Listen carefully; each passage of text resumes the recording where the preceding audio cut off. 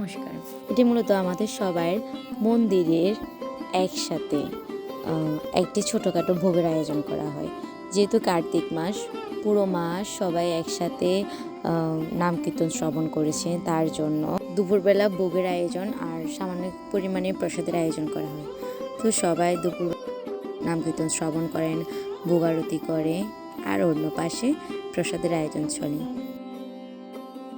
যদিও যখন আমরা যাই তখন সবসময়ের মতন ভোগ আরতি শেষ পর্যায়ে হয়ে যায়, কীর্তনের শেষের দিকে আসে। তারপরে শেষ অংশে যতটুকু পাই ততটুকু সবার সাথে একসাথে হয়ে নাম কীর্তন শ্রবণ করি। ব্যাস, এরপরে আমরা প্রসাদ নিতে বসে যাই।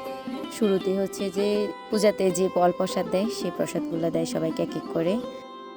এরপরে দুপুরে আয়োজন করা প্রসাদে মূলত আয়োজন করা হয় খিচুড়ি প্রসাদ, যেটাকে সবজি খিচুড়ি বলে। এরপরে আর কি আমরা সবাই আর এই ছোটোদের ওদের যাওয়া আসাতে কত না দুষ্টামি, কি আনন্দ।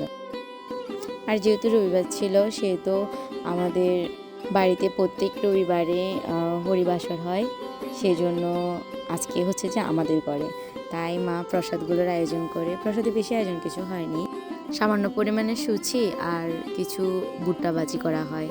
মা ভুট্টা ভাজি শেষে এরপরে সুচি রান্নার জন্য যা যা লাগে তা দিয়ে দেয়। আর সুচিটা একটু অন্যভাবে রান্না করা হয়, নারিকেল দিয়ে রান্না করা হয়, মা রান্না করে। বেশ, রান্না শেষ। এরপরে সবাই এক এক করে আসে, হরিনাম কীর্তন শ্রবণ করে, মা ভাগবত পাঠ করে। তারপরে সবাইকে মা এক এক করে প্রসাদ দিয়ে দেয়।